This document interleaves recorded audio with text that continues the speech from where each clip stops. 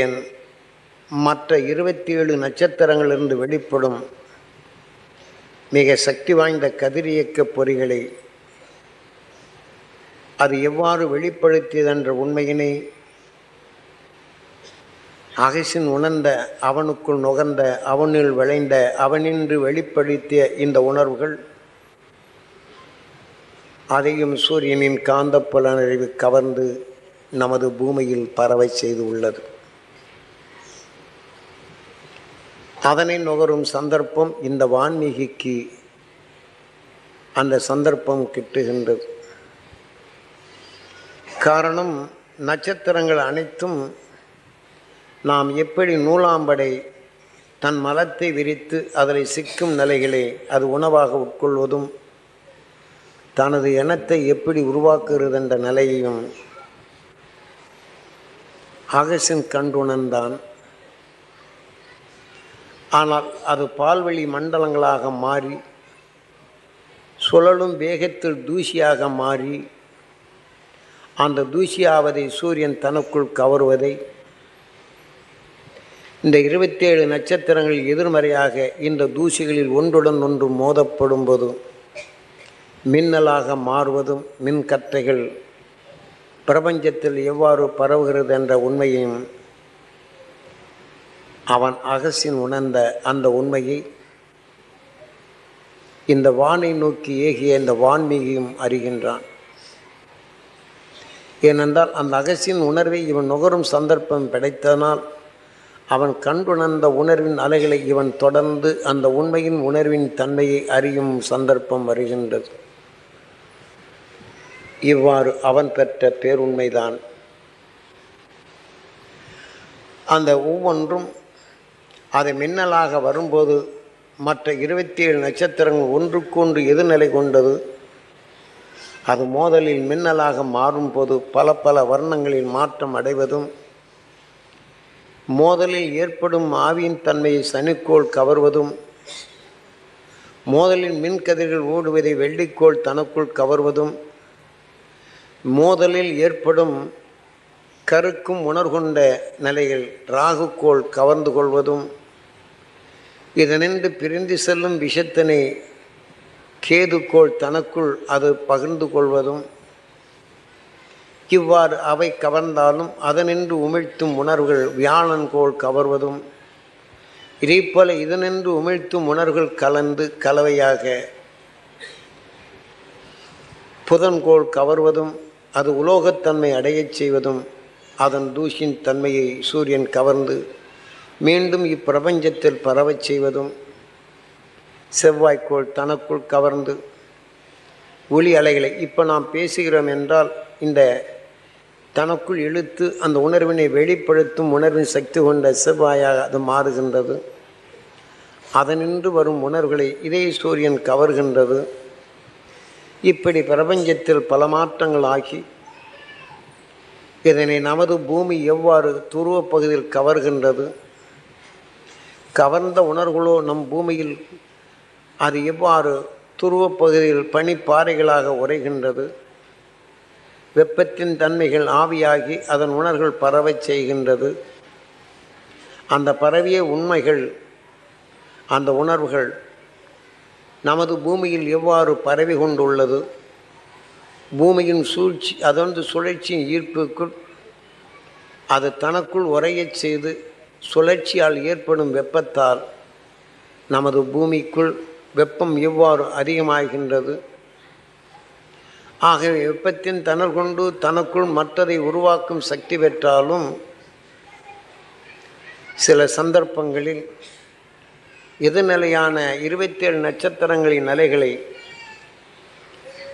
நமது பூமியில் தாக்கப்படும் போது மரம் செடி கொடிகள் இருந்தால் அது கருகி விடுகின்றது.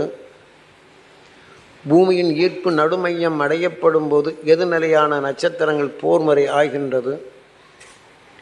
அவை கொதிகலனாக மாறுகின்றது. மேல்பாறைகள் அது இந்த கூழாகும் போது அது மேல்பாறைகள் கீழே நகரும் தன்மையும் அசையும் தன்மை அடைகின்றது. இவைதான் நிலநடுக்கம் என்றும் இது மீண்டும் மேலே இந்த பூமி கீழே இறங்கத் தொடங்கி விடுகின்றது. மீண்டும் இதனுடைய நிலைகள் அது அடங்கி விடுகின்றது என்பதனை உண்மையினை உணர்வினை அகசன் தன்னால் கண்டுணர்ந்த உணர்வையை பின்வந்த வான்மீகி வானை நோக்கி ஏகும்போது இதனையும் அறிகின்றான். அந்த உண்மையின் சக்தியை அறிகின்றான்.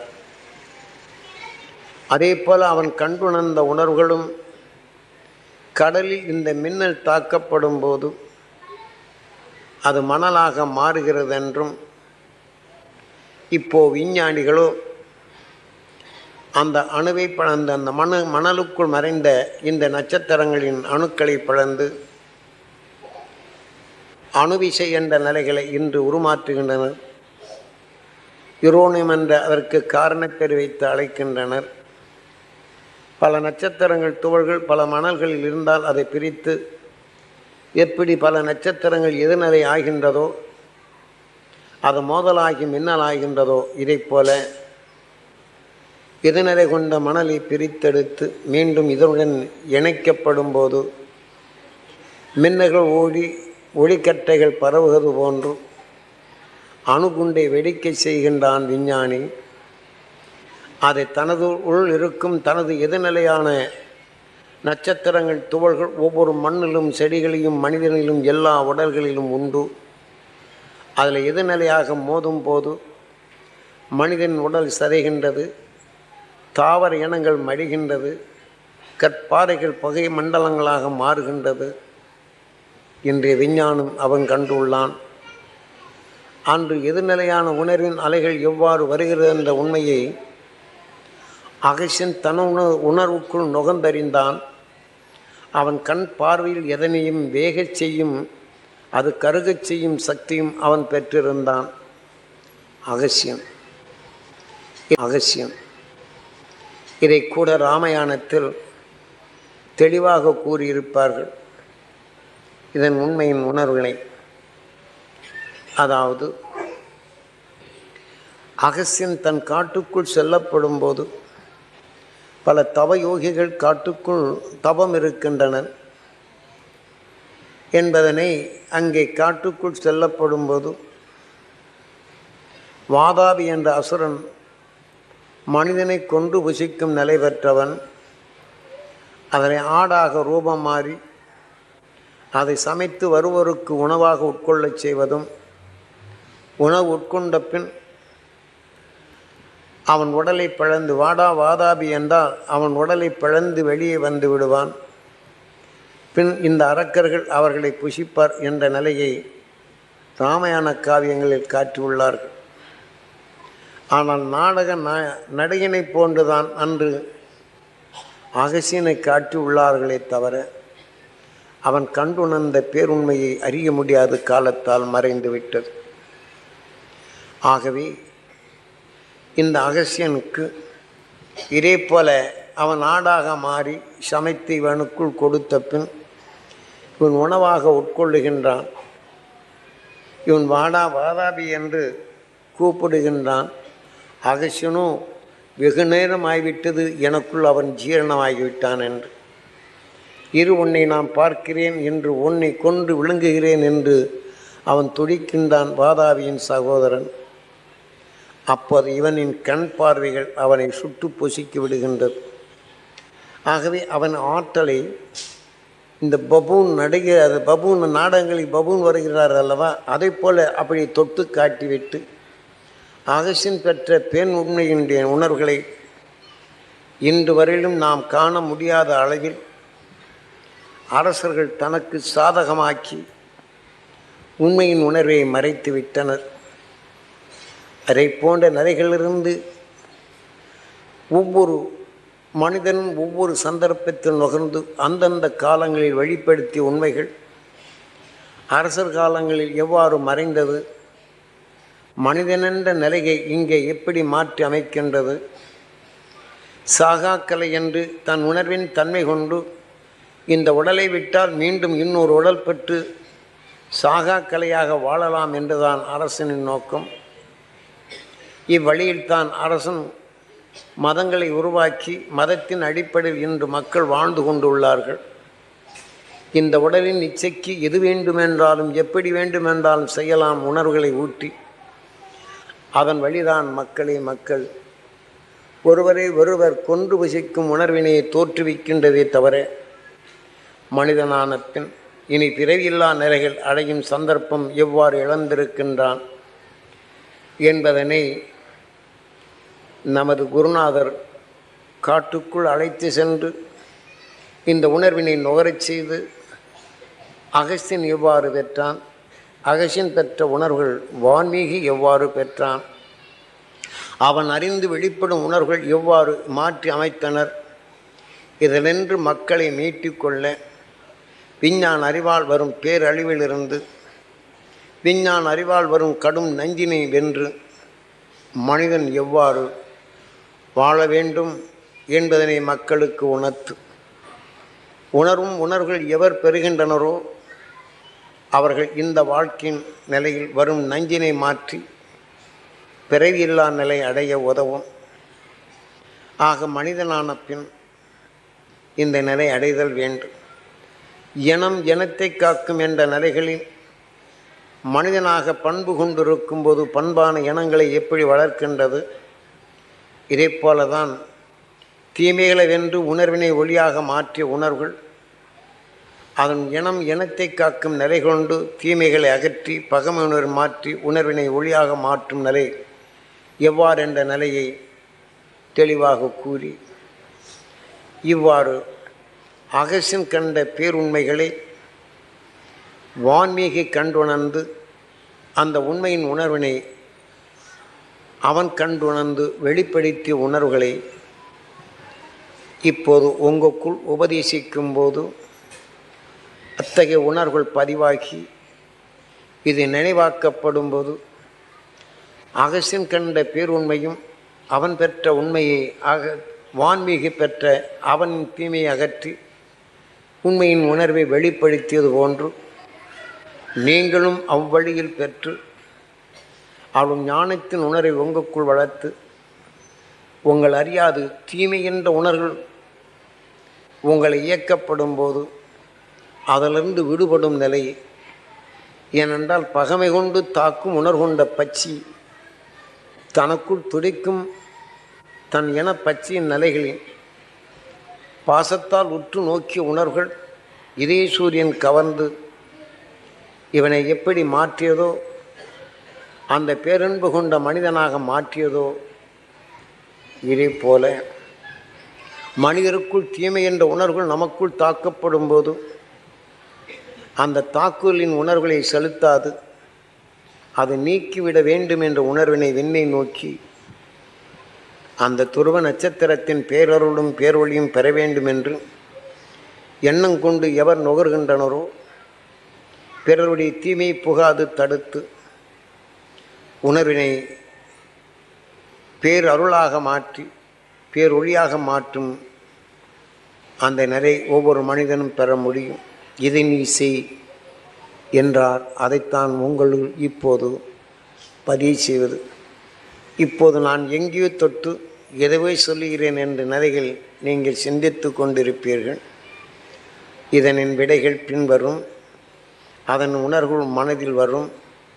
உண்மையின் உணர்வை நீங்கள் அறிய நேரும். அறிந்த உணர்வு உங்களை இயக்கும். அந்த இயக்கம் தீமை அகற்றும் சக்தியாக மாற்றும்.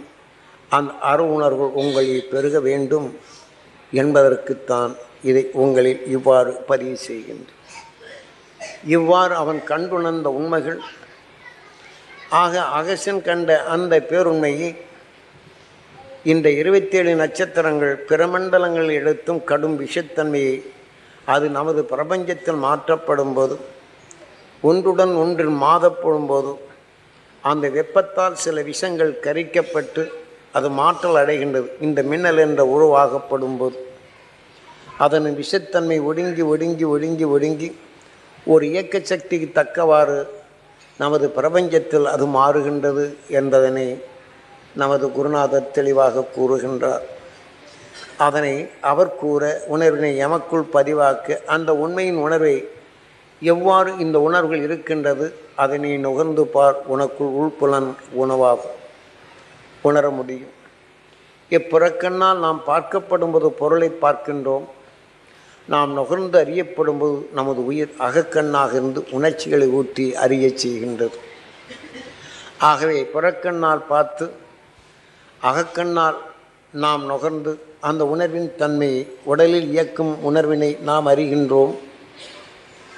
ஆகவே நாம் பார்க்க முடியவில்லை என்ற இயக்கங்கள் வேண்டாம். இப்போது நுகரும் போது உங்களுடைய உணர்வுகள் நல்ல உணர்ச்சிகளை தூண்டும். உங்கள் உயிர் ஓயின்றி ஜீவணுவாக மாற்றும். உங்கள் உயிரான ஈசன் வீட்டிருக்கும் உங்கள் சரசு பாகத்தில் நீங்கள் நுகரும் உணர்வை இது ஈஸ்வர லோகமாக உருவாகும் சக்தியாக உங்கள் சரசின் பாகம் அமைகின்றது. அதிலே கருவாக உருவாகி உங்கள் இரத்த நாணங்களில் கருத்தன்மை அடைகின்றது. இவை நாளடைவில் உங்களுடைய நினைவின் ஆற்றலை அதிலே கூட்டினால் அவை உங்கள் உடலில் அந்த அருள் மகிழ்ச்சி கண்டுணர்ந்த உணர்வின் தன்மை இது உணவாக எடுக்கும் சந்தர்ப்பத்தை உருவாக்குகின்றது. அது உணவுக்காக உணர்வின் தன்மை இது இயங்கப்படும் போது, நீங்கள் நுகரப்படும் போது அந்த அகசின் கண்ட பேருண்மையின் உணர்வின் உணர்ச்சிகளை நீங்கள் அறிந்து உங்களுக்குள் வரும் தீமையினை மாற்றிடும் இந்த உண்மையின் உணர்வை உங்களால் அறிய முடியும். தீமையிலிருந்து விடுபட முடியும் என்பதனை உங்களுக்குள் நீங்கள் பெற வேண்டும் என்று உங்களுக்குள் இது பதிவு செய்யவே இதை பதிவாக்குகின்றேன்.